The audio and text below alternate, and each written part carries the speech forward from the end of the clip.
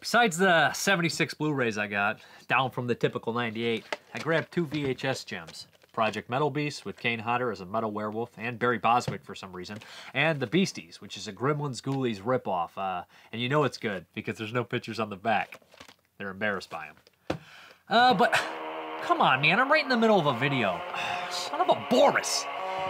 Mr. Parka, I need your help. Is this gonna take long? I still have to run 14 miles, feed the 9 stray cats I just adopted, and watch 6 movies before I go to bed at 8:30. There's no time to explain. How come I think there probably is? What do you say, buddy? Are you in? No, I don't even know what this is. Cool, I'll be right over.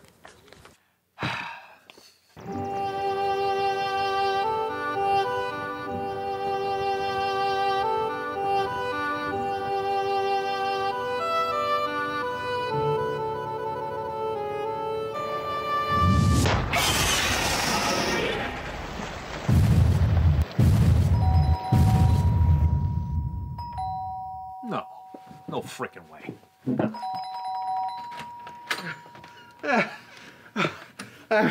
That's the way it melts. And I love monsters. Okay. Wait a minute, how'd you do that? Did you run here in 5 minutes? Nah, baby. I flew.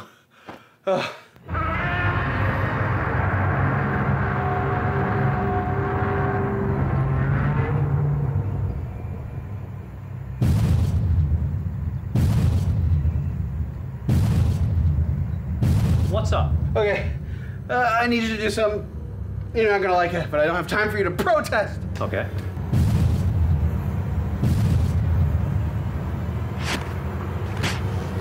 Okay, I know you love me, never want to hurt me, but Mr. Parker, what I need you to do right now is punch me right in the... Oh.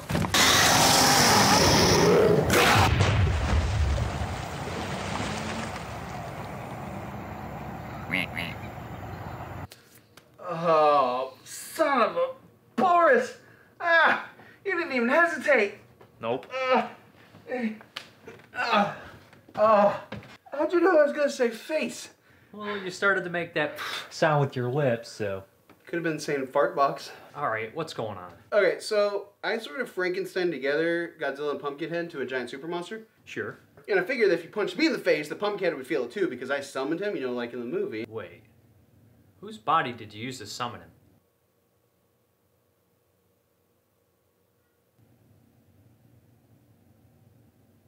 Don't worry about it. Anyway, so old Pumpkinhead has a glass jaw. Everybody knows that. Yeah, so you're combining that with his new kaiju level metabolism, and he's going to be sleeping for a while. So, what do you want to do now? Well, I was about to watch The Deadly Spawn if you want to join me. Frank, yeah, I want to watch Deadly Spawn. Wait. It's not the Elite Blu-ray, is it? Because that thing is a piece of shakma. Mother Franker, please. Do you know who you're associating with? This is Mr. Parker here. This ain't amateur hour. Should never have doubted you, old chum.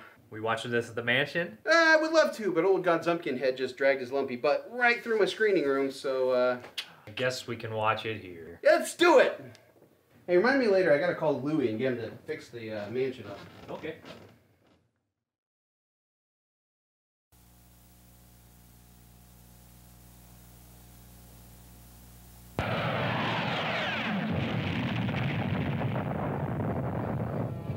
What was that? First, there was the invasion of the body snatchers. Then there was Alien. Now comes the return of the aliens, the deadly spawn. It began with a meteor crashing to Earth. No one knew the mystery of the mutant spores it contained. Now, they are free. They will grow and reproduce rapidly, eating anything and anyone in their path.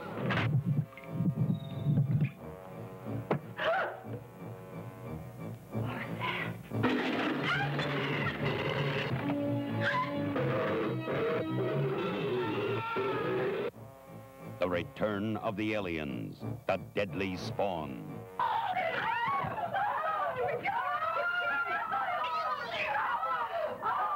What do you do when unknown terror surrounds you? What do you do when there is no escape? nowhere to hide from being eaten alive. What the? They just keep multiplying like demon seed. Extraterrestrial terror. They're full of surprises. And the best is yet to come. Can anything stop these strange creatures? The movie real science fiction fans have been waiting for. The Return of the Aliens, the Deadly Spawn. Want you to see them at this theater soon. They need every person they can. So before we watched Deadly Spawn like 10 minutes ago, when was the last time you had seen it? Ooh. I used to watch it regularly, but it was probably the last time I reviewed the Elite Blu-ray, actually. Yeah. Which, when I first saw that Blu-ray, I was like, eh! It looked okay, but it looked like they just took the color brightness on their television and turned it up from the DVD. Yeah. Which wasn't particularly great. I'd never actually seen it. I just always heard that it was butt. You know, it was before I started really ridiculing Blu-rays and knew any better. So I was like, it's on Blu-ray. The case looks good. Yeah. But it's probably, if I watched it now, I'd be like, this looks terrible after dealing with vinegar syndrome and so much synapse or whatever synapse. Yeah. When's the first time you saw it? I saw that movie young. I was really young. Oh, you're like a kid. I saw it on VHS. Oh, wow. I was in my teens. I saw it in one of the movie guide books, and I had looked it up, and I had to. I just was like, well, that looks cool. I saw the cover, Return to Aliens. I don't know which cover I saw first, the Return to Aliens, the Deadly Spawn, or the Deadly Spawn cover.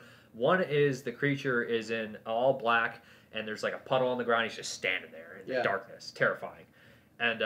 And then there's the one with the 3 towering creatures and the guy standing up. It's like a hand drawn, and it looks really cool. But I saw that. I wanted that cover, and I ordered it off half.com.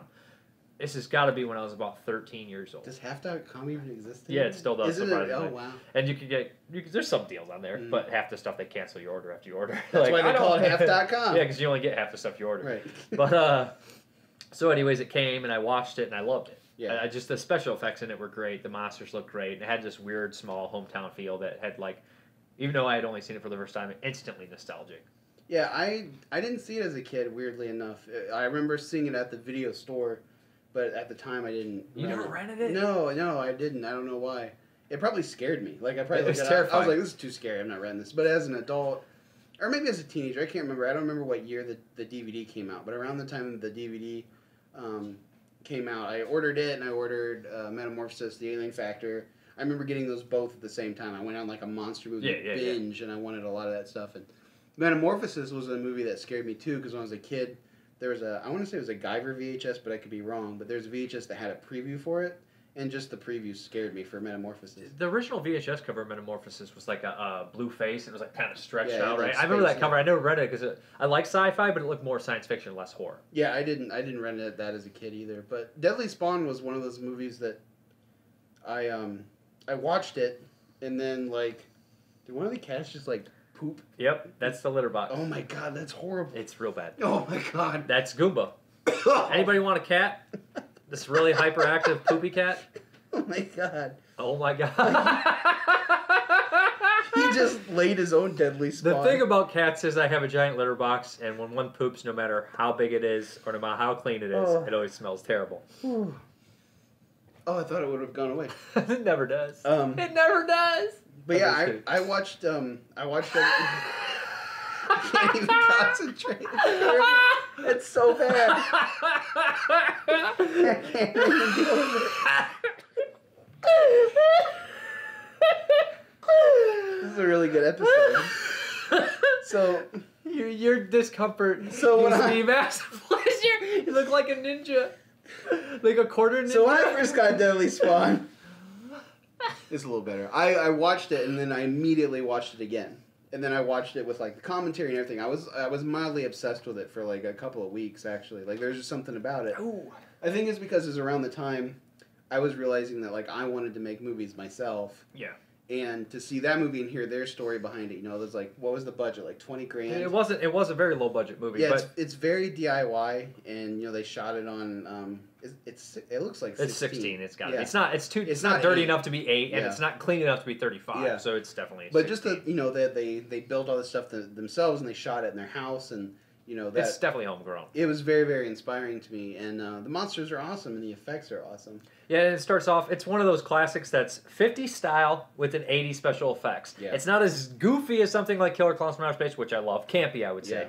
But Killer Clowns is purposely campy. Yeah. But then there's other stuff like Blue Monkey that has that kind of Night of the Creeps. Blue Monkey's not as good as those two, but the Blob remake, the Thing remake, it has the 50s mentality with the 80s special effects. Well, those are some of my favorites. The movies you just brought up, like there was kind of a the cat's just doing weird stuff. Wrestling around. There was like a I don't know what I want to say. Resurgence? Resurgence. Yeah, for sure. That kind of monster movie, like it's a thing from space, or it has that feeling, or that small town being assaulted by a monster kind of feeling, which you don't get very much anymore. But then, like you said, it had the '80s stuff, where it was just ultra gory. And that's like two of my favorite things ever. Yeah, just monsters and... I like the 50s stories. I like the simplicity of them, but also the creativity of them. But I also like the 80s special effects better. Well, that's what's great about Deadly Spawn is that it is really simple. Like the plot simple. It's just like aliens land, and this is this house full of people dealing with these things, crawling around and eating everything. It's not convoluted.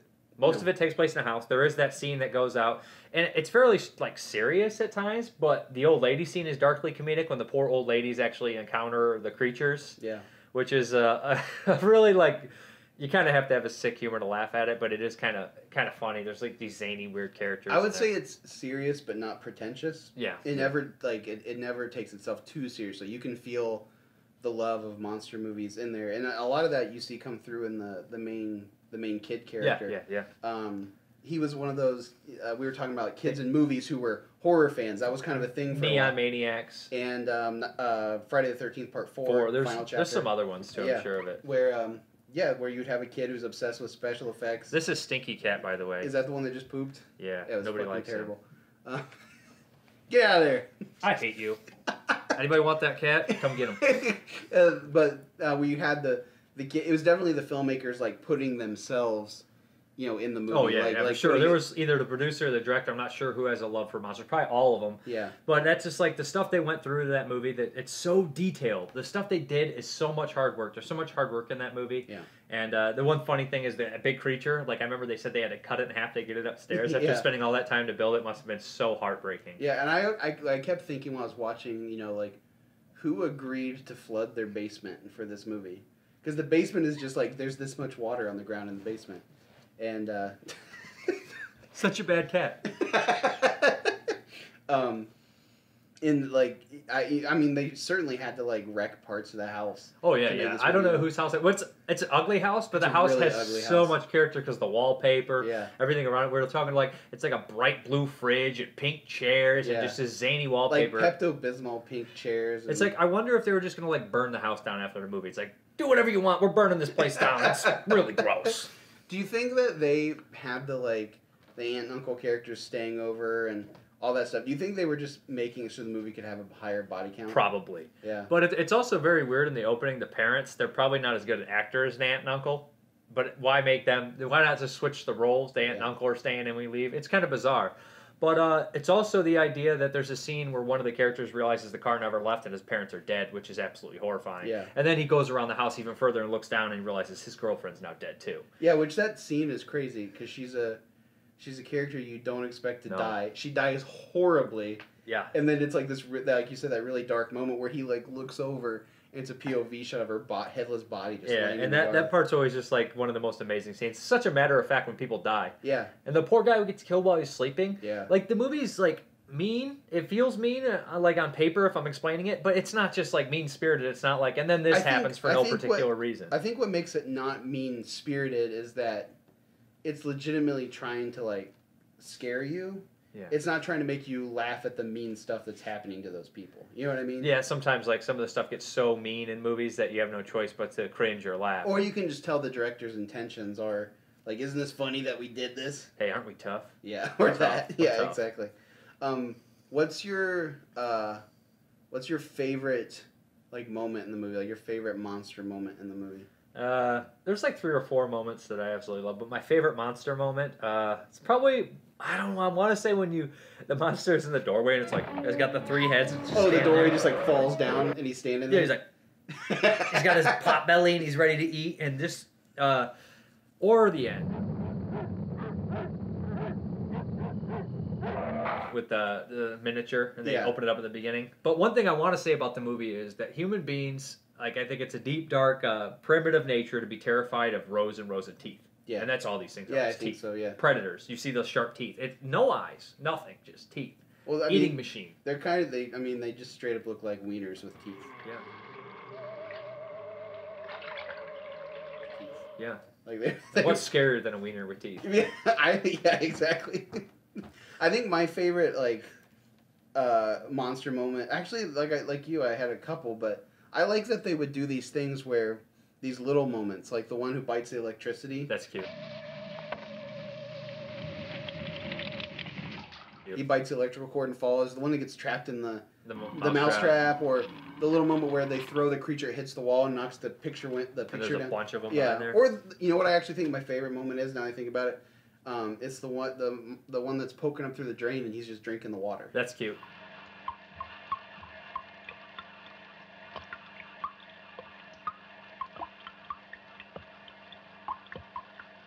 There's just Like- something weirdly realistic. It made the monsters feel real. And no matter how disgusting little creatures are, no matter what you do, they always have a moment of cuteness. Yeah. Like, I don't know why, because they're just like, you're like, oh, it's little, and it's also horrifying in that movie, because they're just rows of teeth, but the little ones are cute. The big Yeah. one's terrifying. Yeah. These things, I love things that grow, too. Like, the perfect eating machines like the Blob, Kaltiki, Tremors, Critters, they just eat and eat and eat, and I love when they get bigger and bigger and bigger and then just sprout out more. Yeah. You don't know where this thing came from. Well, It's these terrifying. What's cool about these ones is not only they get bigger, but they change. Yeah. Like they go through a life cycle kind Exactly. of thing. They're like tadpoles from hell. Yeah, they grow legs and they grow extra heads. And I know, like, we both noticed something we'd never really noticed before in this movie, is the one that's eating. He's a little bigger than the others. Yeah. And he's growing another head. Yeah, I'd never noticed that before. There's the big one with the 3 heads. Like, usually you see the ones and they're just kind of like leeches or lampreys or whatever, tadpoles. But then we saw one that actually had started growing the second heads off, and he had the little arms too. Yeah. And I wonder what it is. Is there like a queen for a hive, or what's going on? Well, that's another thing we speculated on, is what's the life cycle of these things? How do they reproduce? Yeah. You know, that kind of thing. It's like a Tremors 2 where they just eat and they throw up one. I don't know, or they're just asexual completely, you know, and they just Snails. they just split off into more, or they just lay eggs and there's more. Yeah, but there's no eggs, so I don't know. What I'm curious if that thing brought all of them, like a bunch of little tiny, and they all just started growing. Yeah. But it's hard to tell. It is hard to tell. Is there any other monster movie this early on where it's just monsters with teeth? Can you think of any that are just rows and rows of teeth? I don't know. I'm trying to think. I mean, This is 83. Alien was very toothy. Yeah. Because he had the second. Definitely inspired by Alien. Every time you see Alien, like the xenomorph in Alien, it's a bunch of teeth with a bunch of drool. No eyes. This is like that. No eyes. This is like that too. Well, the AKA title, Return to Alien. Yeah, Return to the Alien Deadly Spawn. Yeah, that's true. The xenomorph is also very phallic.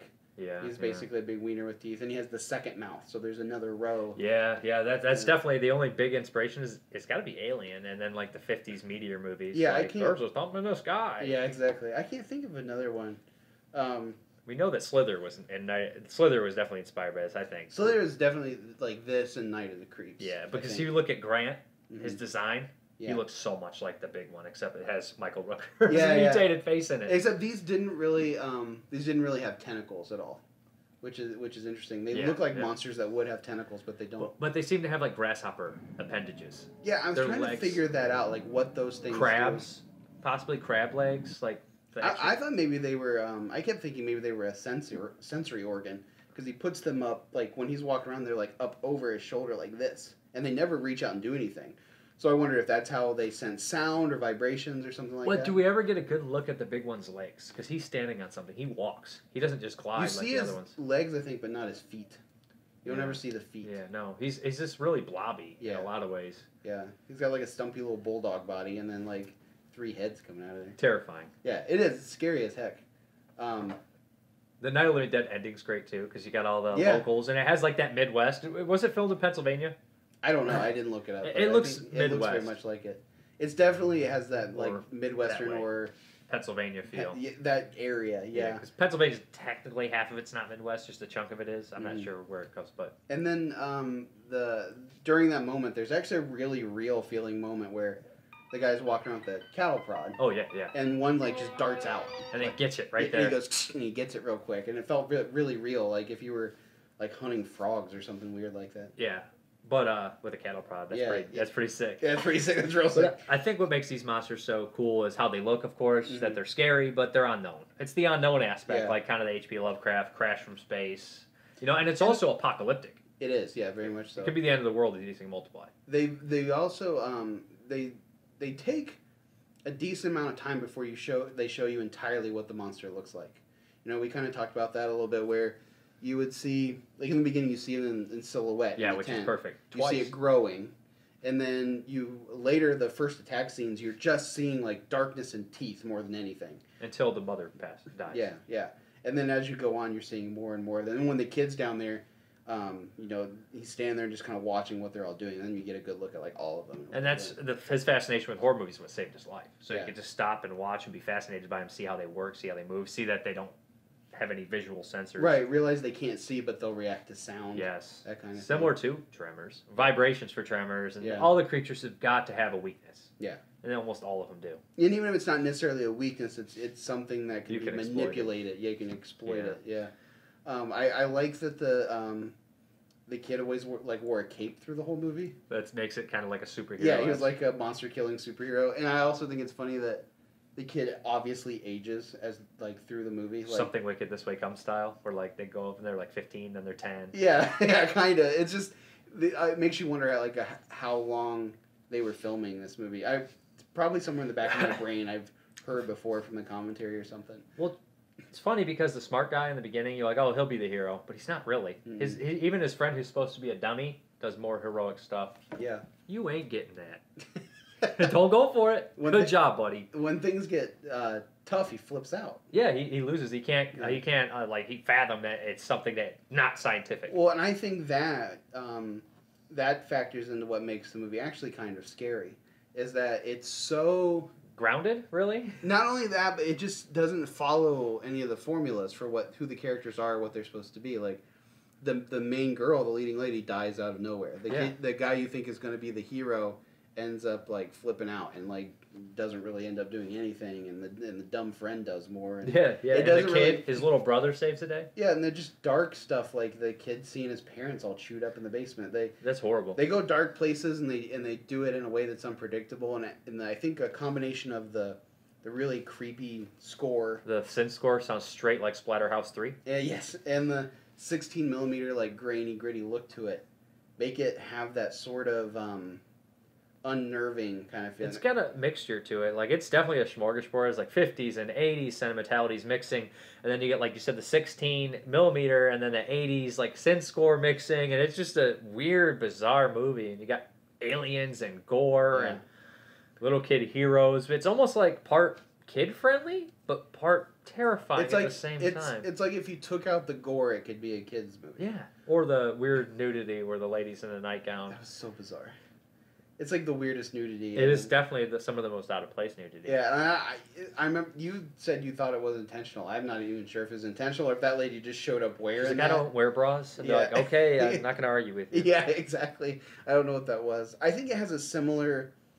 I don't even know if it has a similar tone, but the way it makes me feel watching is similar to the way I feel watching Tobe Hooper's Invaders from Mars. Oh, the creatures are very similar, or the movie Parents, which doesn't have monsters. Yeah, but a kid main character, and there's something weird and nightmarish about the whole thing. When a kid's the main character, it's always more terrifying because nobody believes a kid. A kid is helpless. A kid can't call the cops. Yeah. And when you're a kid and you see a kid situation, for some reason I can always relate to a kid when he's the main character. Even as an adult, I'm me too. Well, that'd be terrifying. Because I guess when you watch a horror movie, sometimes you put yourself back in that childhood state. Does that make sense? Yeah, it takes you back to that place when the world was a little more mysterious and magical, but also scarier. Yeah.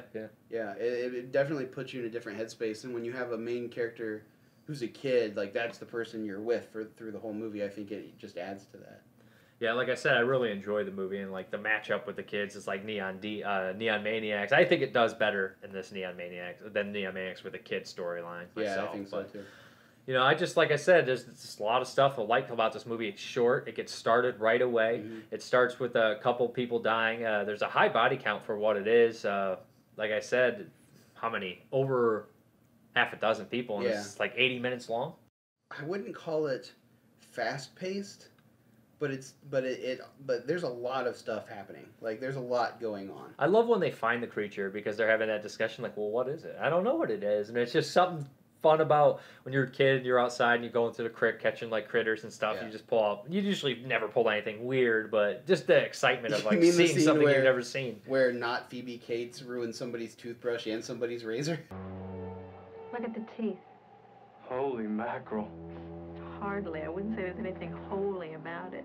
Well, the razor's going to the garbage. I bet she put that toothbrush back. Did she use the bristle end? So No, it's she not- used the plastic end. Yeah, but still, come on. Well, I don't know what this is. Well, let's just use people's personal Yeah. possessions that are really close and hygienic in it. Like, how about it was some weird slug thing that infected their brain? Yeah, exactly. Oh, well. Yeah. Too bad. Hope you like tadpole guts. So I mean, this goes without saying, but I'd recommend, if you haven't seen Deadly Spawn Yeah, you gotta check. and it you out. love monsters, it's a must. Like, you need to see it. If you like kid protagonist, if you like science fiction, if you like horror, if you like monsters that are scary with lots of teeth, check it out. But if you really are like, I only like the big budget stuff, then you probably Yeah, you're shouldn't probably even be not watching gonna- this channel, right? Yeah, really, yeah. At a, And also, oddly enough, this is one of the gorier ones. So if you Yeah. if you're into gore, like, this one delivers. especially the poor uncle. Yeah, Ugh. that part's gross. There are a lot of parts when you and I, who've both seen everything, like, as far as gore goes, we're just like, ugh. It's just gross. Again, it's effective to me because the situation's scary and Yeah. stuff. Like, can you imagine just being eaten alive by monsters in a cold, wet, damp basement? Really wet movie, too. Yeah. It's like the perfect movie for a rainy day. It's damp and slimy. It looks like it smells. It smells like the home you went to visit in the summer at, like, your friend's cottage or something. Yeah, Like, for sure. it smells damp in here. Yeah. Yeah, we, like, can our own fruits and vegetables in the basement. That's that weird damp smell. Yeah.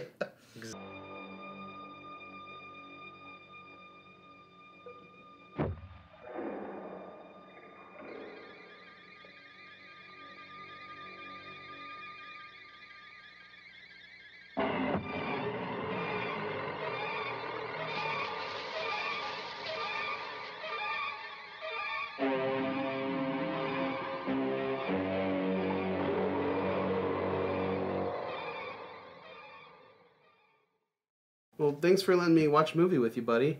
And thank you for... Oh, you know what? I need to call Louie. Almost forgot. Hey, Louie! Hey, boss. Rough night at the mansion? So you saw it already. Yeah, enough that I can handle with a little help from the goobies. Thanks, man. You're the best. Appreciate it. Hey, I got another call I need to take, okay? All right. All right, take care, buddy. Better get started. All right, you little boogers. We got work to do. Hurry before you dry up. Hello? Hey, Dustin. It's your friend, indie film actress Erin R. Ryan from such films as Easter Casket, Skinless, and the Her Name Was Torment franchise. Oh, hey! I'm going to be in Toledo soon and was wondering if you wanted to watch a movie with me at the mansion. I'd love to, as long as it's still standing. Awesome. Can't wait. All right, well, yeah, let's do it. So I'll see you later. Bye. That was even easier than I thought. Come into my parlor, said the spider to the fly.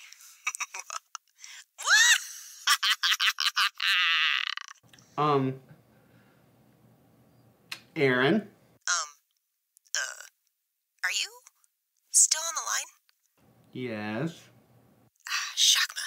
I was just laughing at a funny movie. Which one? Gotta go, bye.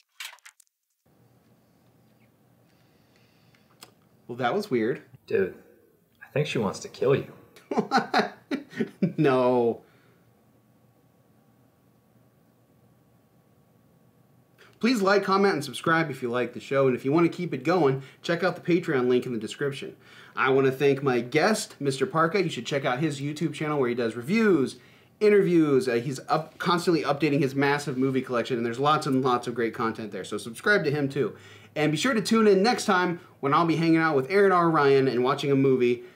And hopefully she doesn't try to kill me.